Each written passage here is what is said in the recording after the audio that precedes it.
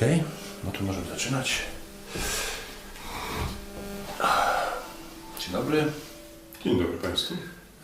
Mam taką niezmierną przyjemność, zostałem zaproszony tutaj przez pana Artura Jamońskiego. To jest prezes takiego stowarzyszenia Rąb, dobrze mówię? Jestem członkiem zarządu i skarbnikiem. Spodziewam się niedługo pewnych zmian. Także już niedługo być może nie będę tym skarbnikiem. Jest czas na młodszych, ja swoje zrobiłem.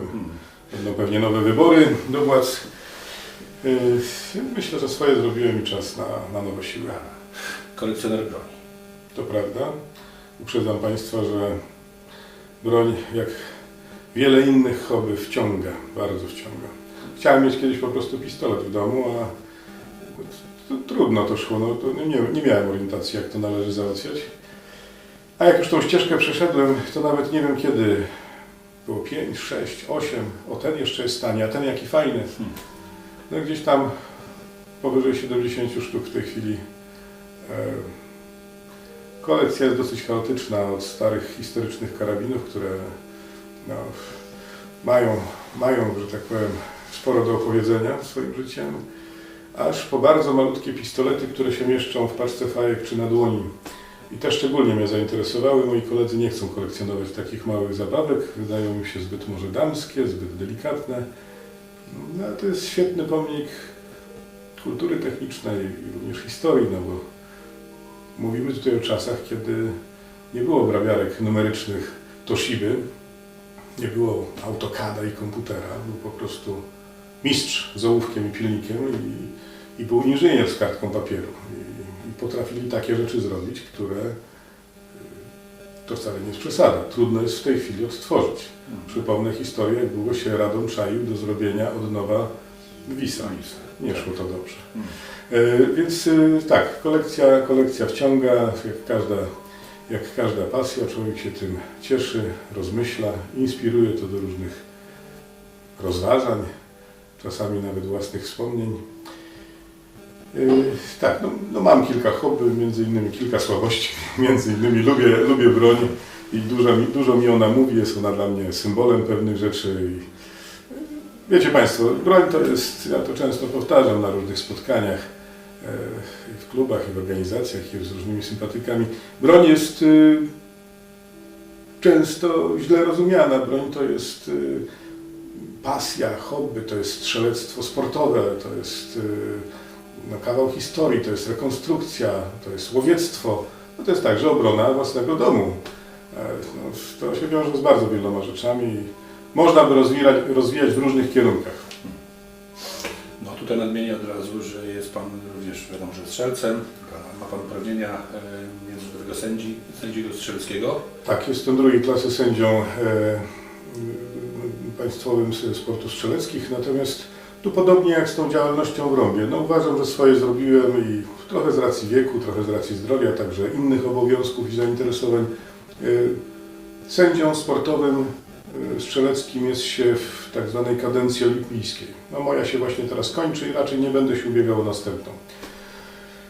Tak, jak mówiłem, to wciąga. To wciąganie to nie tylko na tym, że się polega na tym, że się kupuje kolejne egzemplarze broni i je wypróbowuje i się o nich człowiek dużo tam dowiaduje, ale to także no, zaangażowanie. No, ścieżka, którą mi było trudno kilkanaście lat temu przejść, jest czymś, no, w czym pomagam innym, chętnym i zainteresowanym. Jak można zrobić pozwolenie na broń możliwie tanio, możliwie szybko.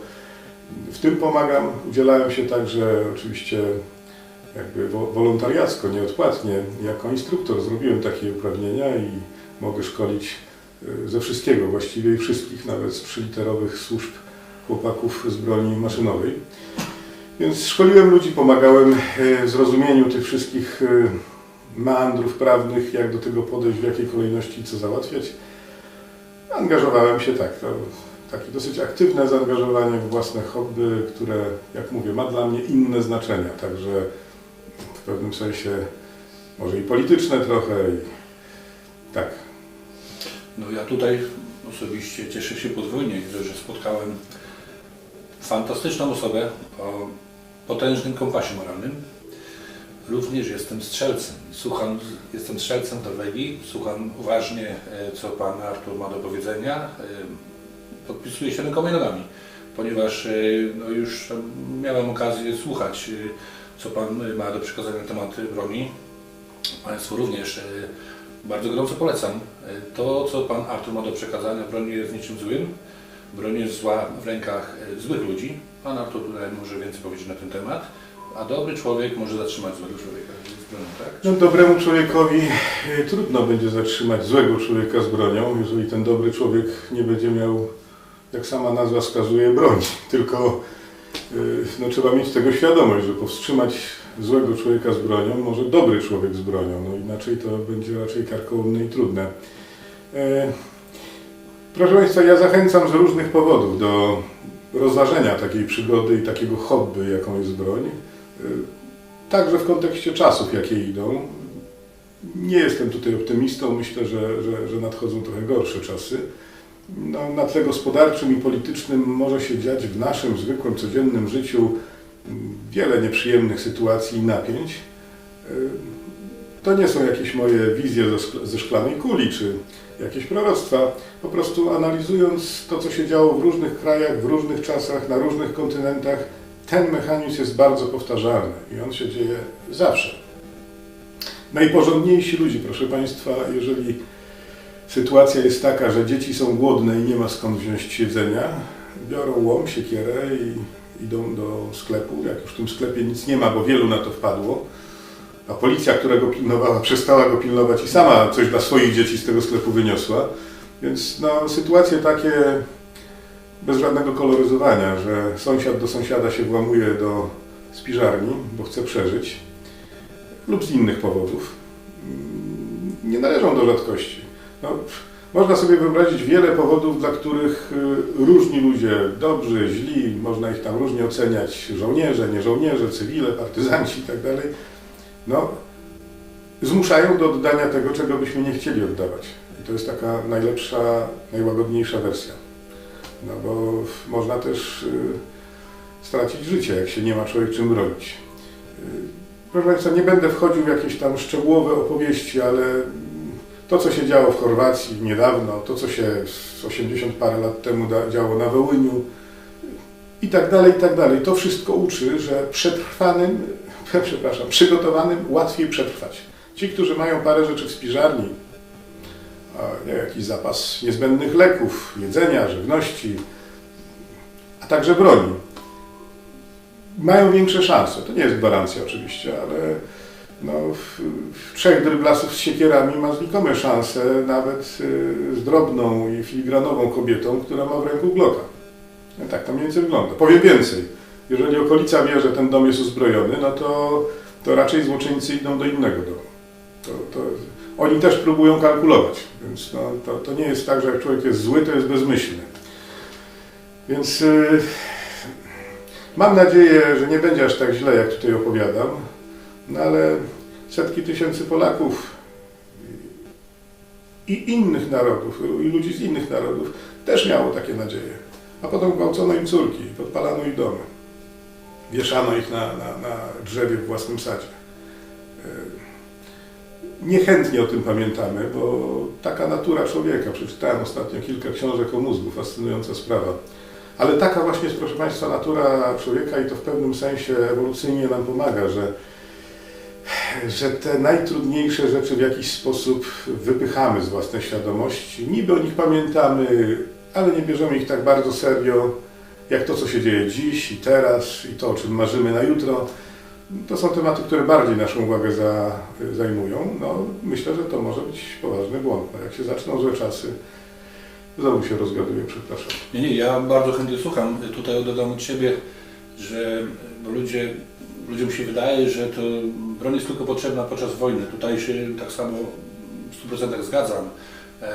Czasami jak jest zawierucha wojenna gdzieś tam za naszą granicą, powstają jakieś różne dziwne sytuacje, bardzo tragiczne w skutkach typu czystki etniczne, ludobójstwo, tak jak tutaj Pan podkreślił, Wołyń. I teraz ja na przykład ze swojego doświadczenia, będąc częścią takiej społeczności strzeleckiej w Norwegii, poznałem fantastycznych ludzi i tutaj myślę, że Pan to samo powie i jeszcze więcej na ten temat, że powinniśmy tworzyć takie społeczności małe, swoje, strzelcy jako ludzie, którzy zawsze mają wysoki ten kompas moralny, tą moralność mają, to są ludzie, którzy są odpowiedzialni, tak?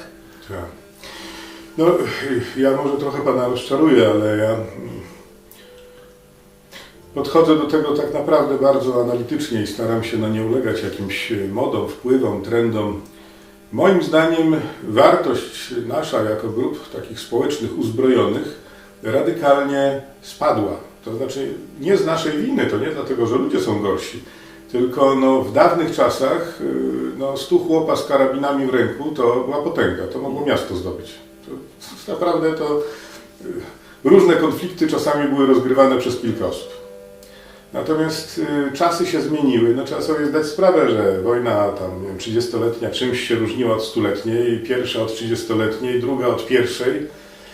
I każda kolejna wojna różni się od poprzedniej. I myślę, że w tej chwili uzbrojone społeczeństwo ma znaczenie, jeżeli chodzi o działania wojenne, znikome.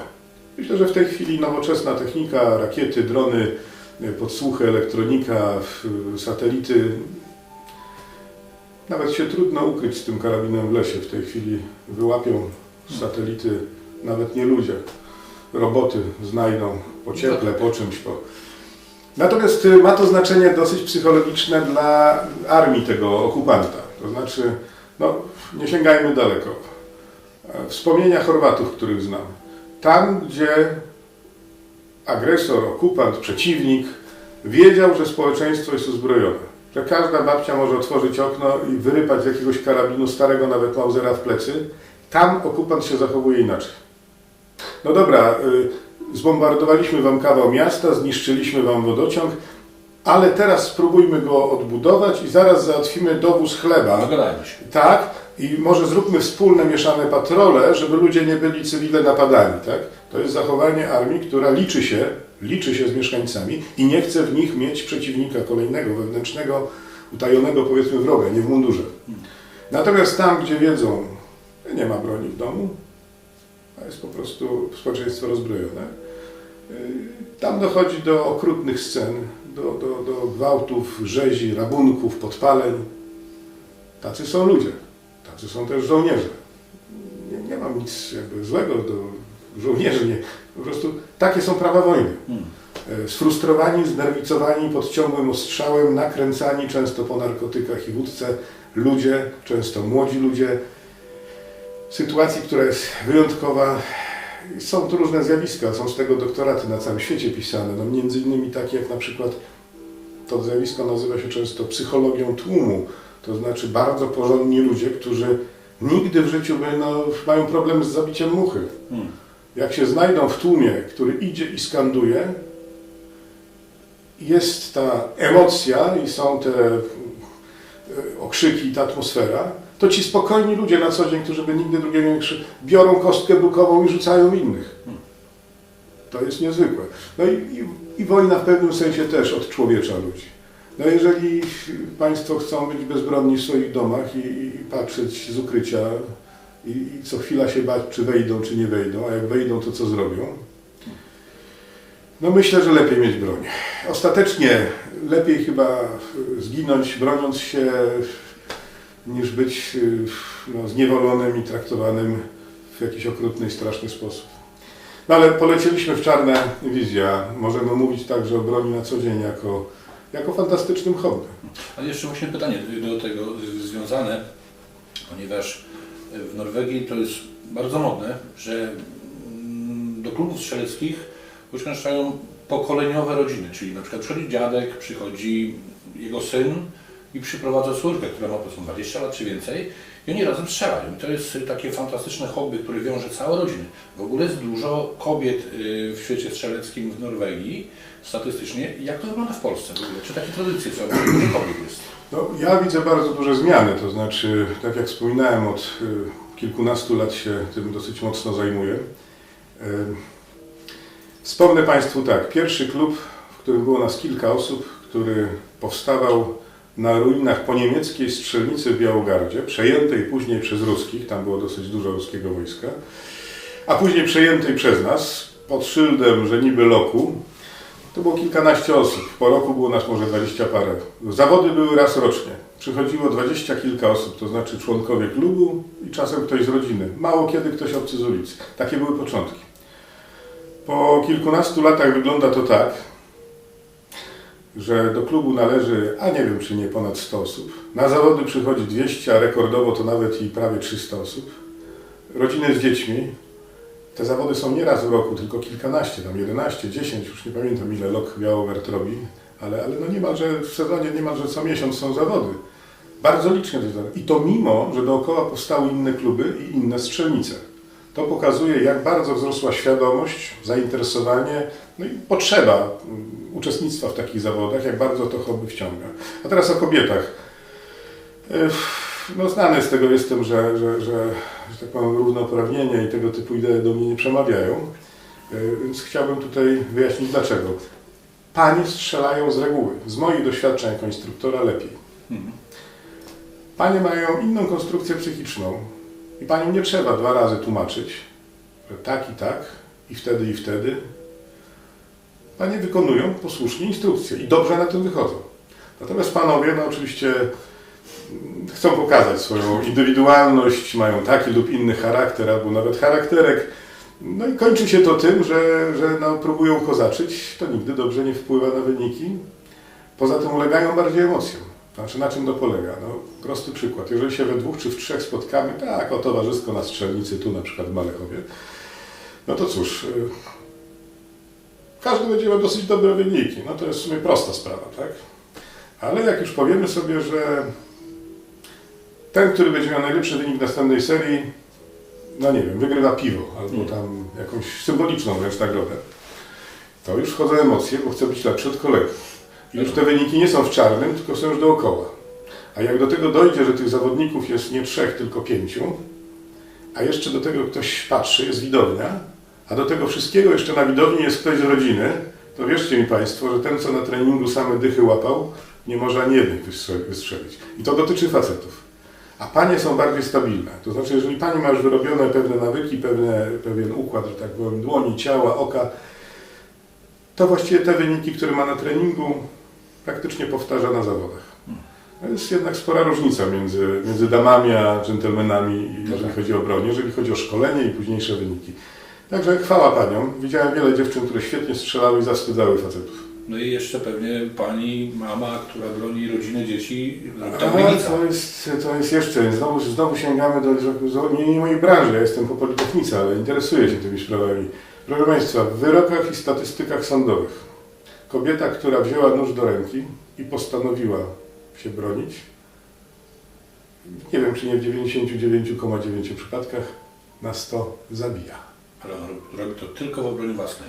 Znaczy, to jest, proszę Państwa, niezwykły instynkt. 2 facetów, jak się pożre, tłuką się tam po pijanemu, mają rozbite butelki, tak zwane tulipany w ręku, mają noże, potną się, pochlastają, no oczywiście czasem któregoś zabije, ale raczej kończy się szpitalem i mordobiciem. Kobieta, jak się czuje zagrożona, była, nie wiem, źle traktowana, poniżana, wszystko jedno, alkohol czy nie, jak już weźmie nóż i sieknie tym nożem, to zabija. To jest niezwykła sprawa. Kto by z nas sądził, że kobieta tak potrafi? I to jest instynkt, że ona się nie szkoliła, przecież ona nie jest nożownikiem, na miłość boską, przecież ona się nie uczyła, z której strony i w którym momencie tym nożem pchnąć, żeby on się dostał tam, gdzie się ma dostać. No.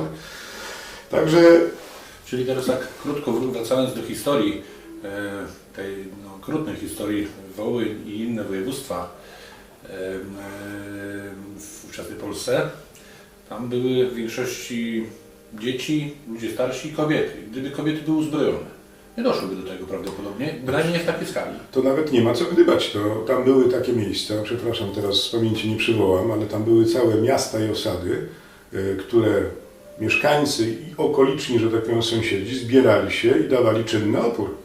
Tam były sytuacje takie, że no całkiem spore zgrupowania UPA to atakowały i nie zdobywały.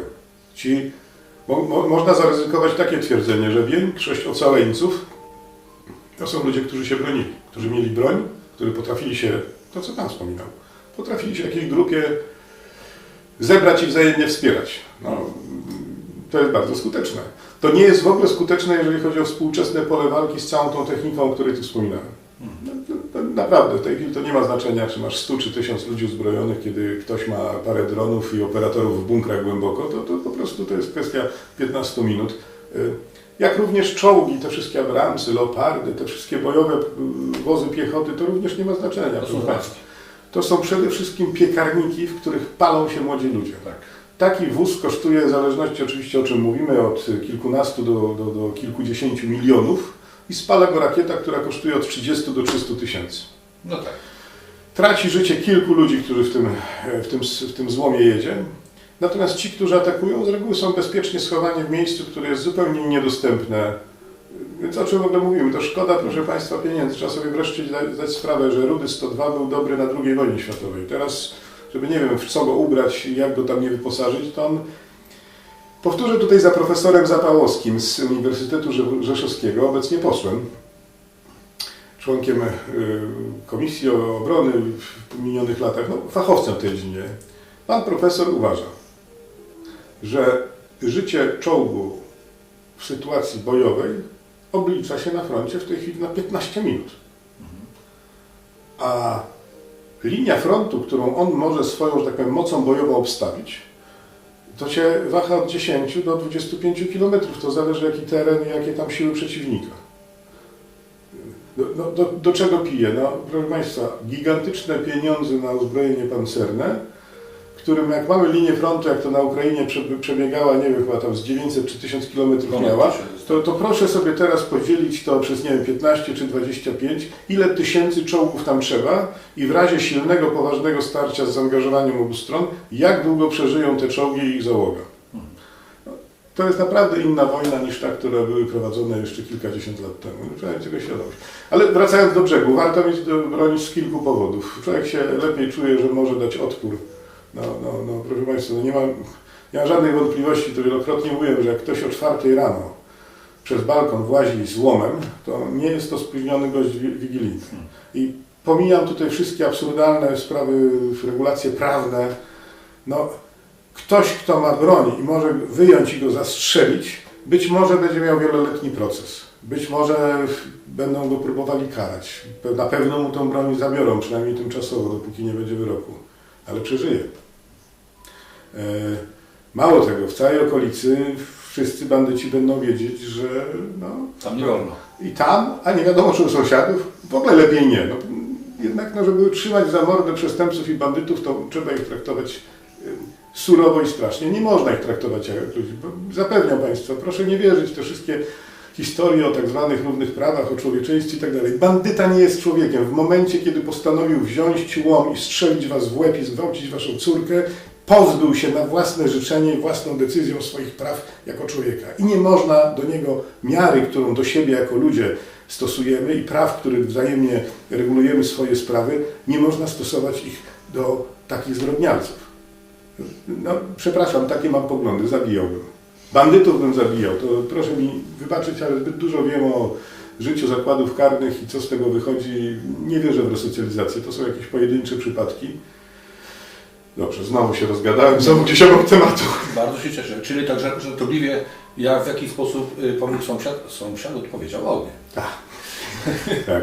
Mamy, proszę Państwa, uroczą niedzielę, dzień po tak zwanych 6 króli, niektórzy takie święta obchodzą. Pana Petru pozdrawiamy za tych pozdrawiamy, tak jest. Petru i życzymy wielu petrudolarów. Tak jest. Więc mamy takie dosyć luźne podejście. Nie mamy, proszę Państwa, scenariusza tego spotkania. Nie. Postanowiliśmy tak spontanicznie porozmawiać i może któregoś razu będą techniczne możliwości, żeby to było tak, że i Państwo mogą zadawać jakieś pytania. Tak, na razie jest tak, jak jest.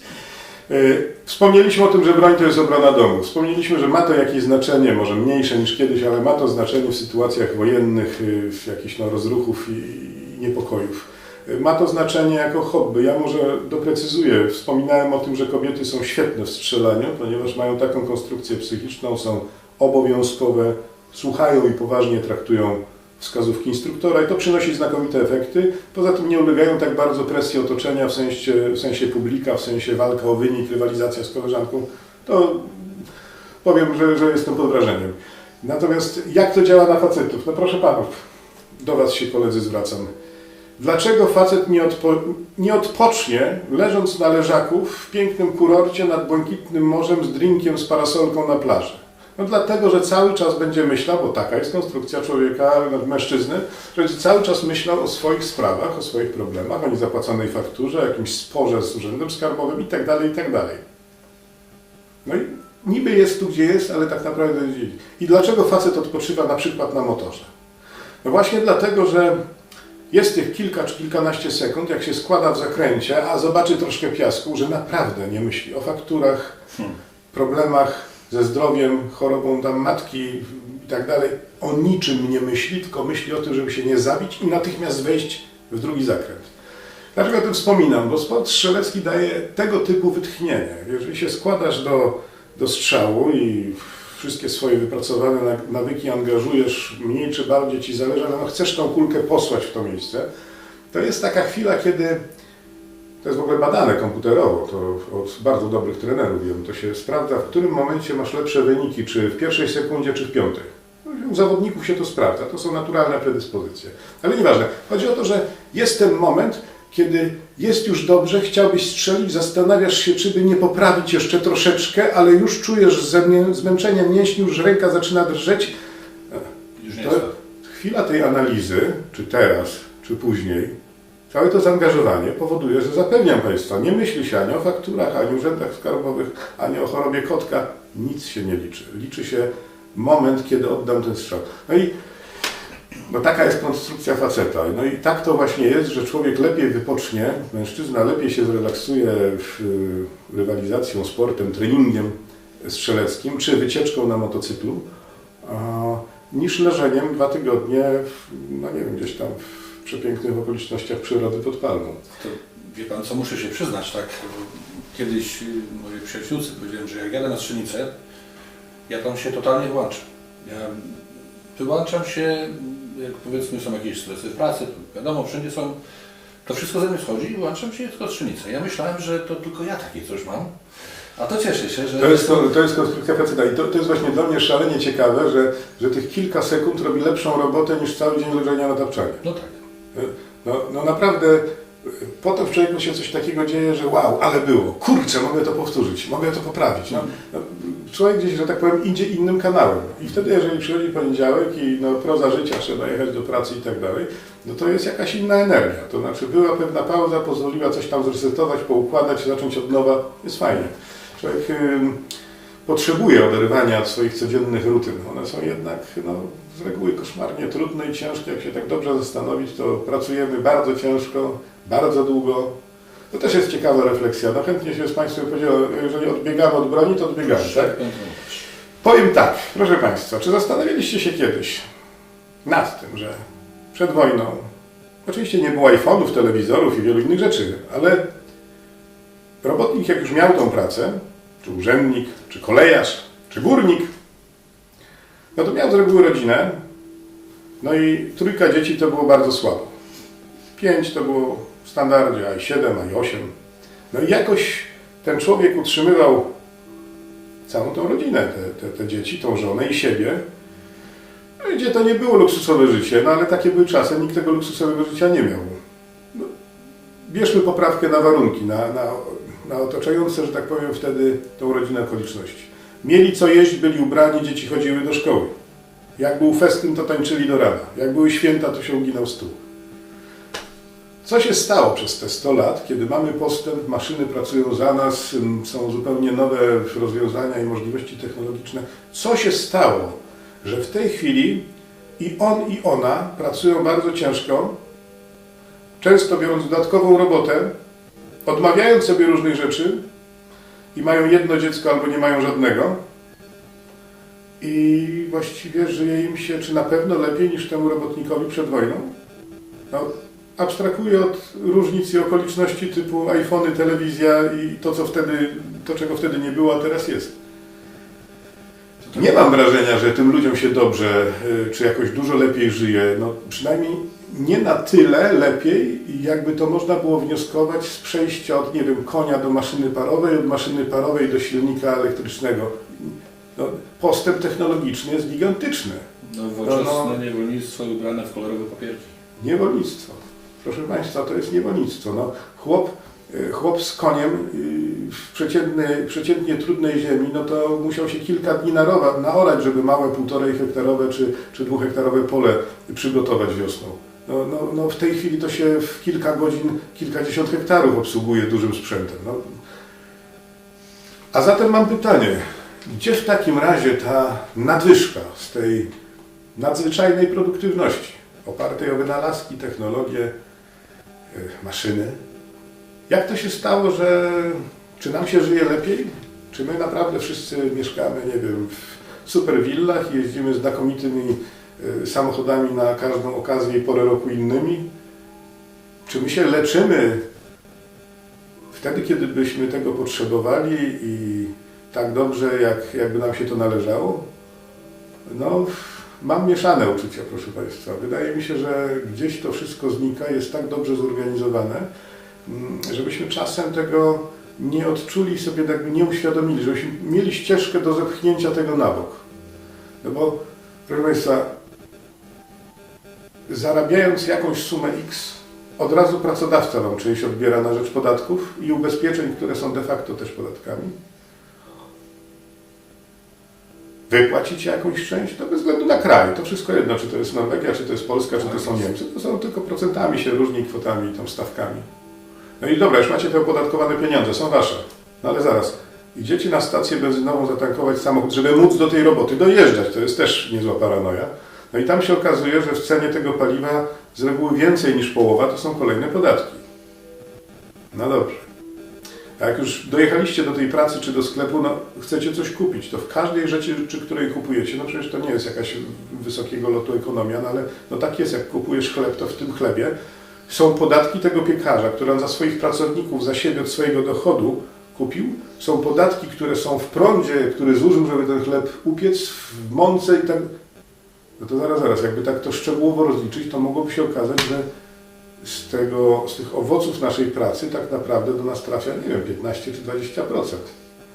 No ale jakbyście się Państwo doliczyli, przyjmij mi na razie roboczo, że to jest 80, żeby nie szokować, niech będzie 75, nie będę się targował, ale jakbyście usłyszeli, że 75% tego, co zarabiacie, ktoś Wam zabiera, dla Waszego dobra oczywiście, to przecież Was szlak trafi, przecież by się jakiś bunt zrobił. No właśnie dlatego jest akcyza, opłata od tego, opłata od tamtego. Przepraszam, jak to jest, że my z budżetu utrzymujemy urzędy, starostwa, biura wydające paszporty, dowody osobiste i tak dalej. To jest osobna sprawa, na cholerę nam potrzebne są te wszystkie papierzyska. No ale dobra, oni są utrzymywani z budżetu, czyli z naszych podatków. To przepraszam, o co chodzi, kiedy ja idę, nie wiem, wyrobić paszport czy prawo jazdy i oprócz kolejek i tak dalej, bałaganu tego wszystkiego, to ja muszę zapłacić.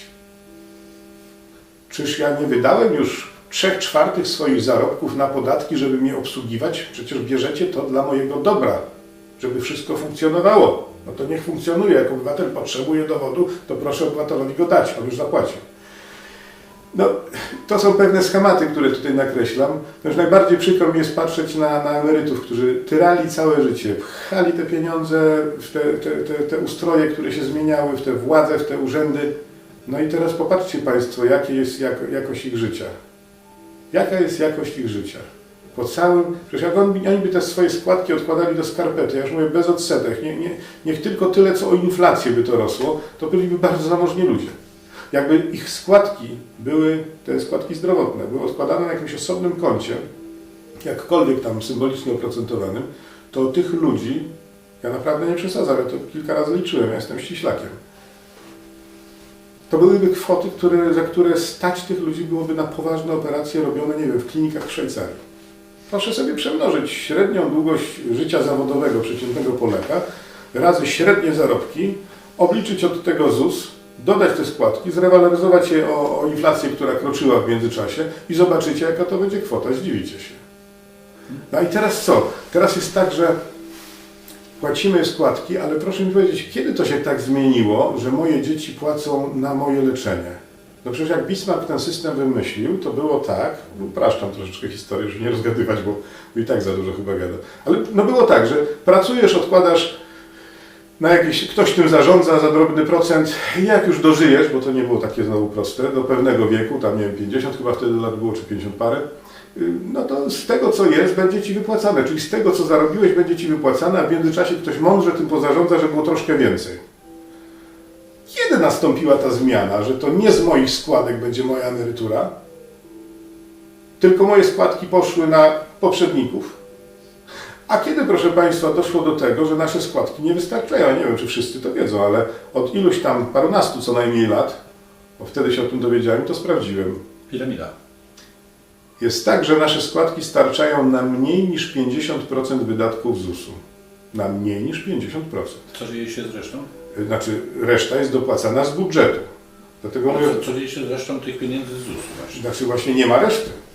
Nie ma reszty, bo to, co wpłacamy, jest za mało. No, I proszę Państwa, żeby było jasne, ja nie wierzę w to, że te wszystkie niepotrzebne budynki z metalu i ze szkła, coś co kuje oczy, te samochody po kilkaset tysięcy dla jakichś tam kierowników, dyrektorów regionalnych, to nie jest problem. Nie dajcie sobie wmówić, nie dajcie się napuścić na to, żeby oni tam ukradli, bo mają tam parę samochodów. To są drobne, to są grosze przy tym, co z nas kroją. Ja powiem Państwu tak, proste liczenie, może też będzie takie troszeczkę aż za proste, ale na potrzeby tej rozmowy.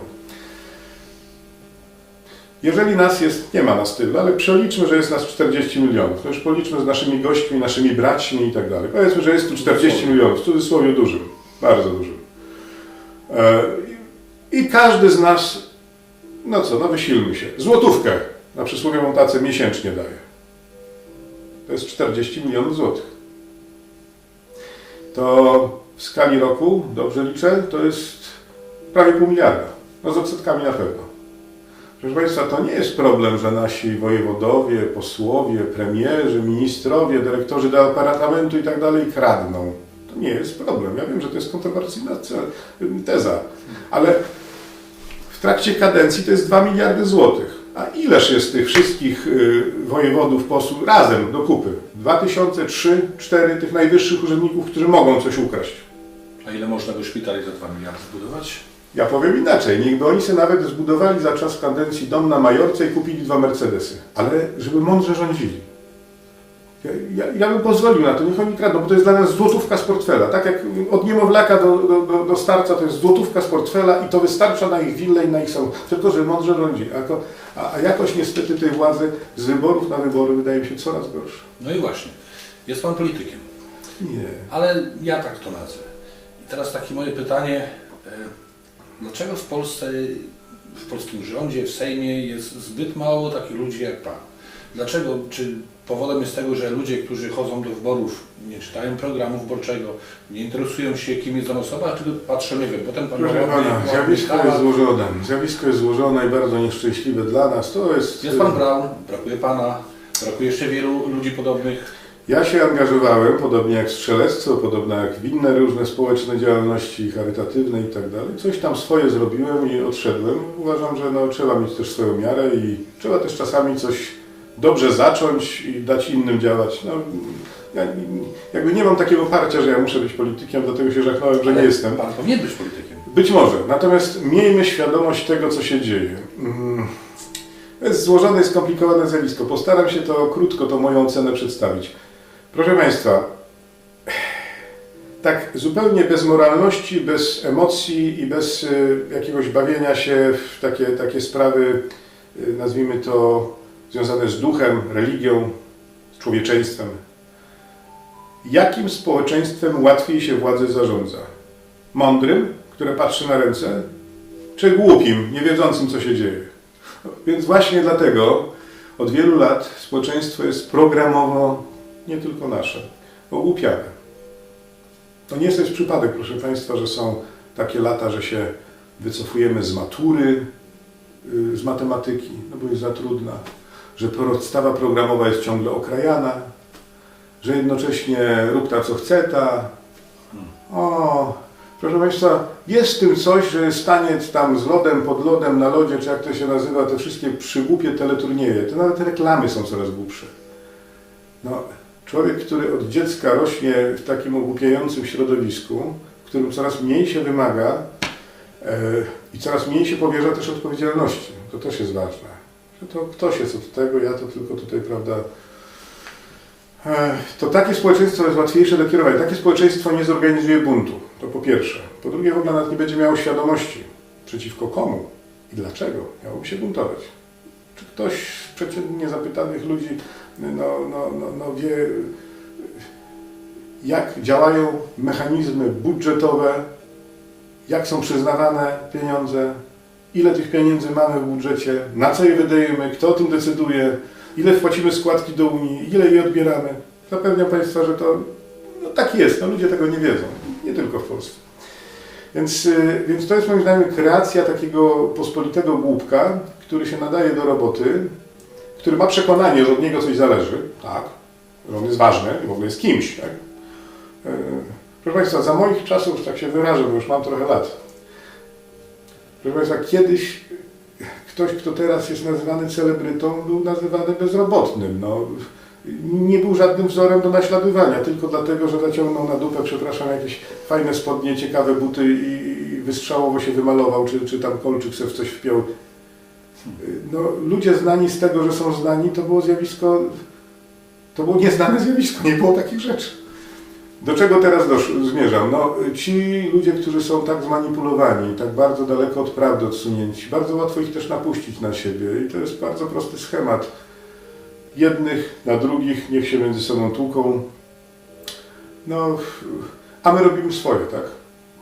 To nie jest taka kradzież bezczelna, że ktoś poszedł i zdjął ze stołu i zabrał. To jest robione w białych rękawiczkach. Tutaj nawet trudno byłoby czasami odpowiednie paragrafy zastosować. Tutaj trudno było w ogóle czasami to udowodnić.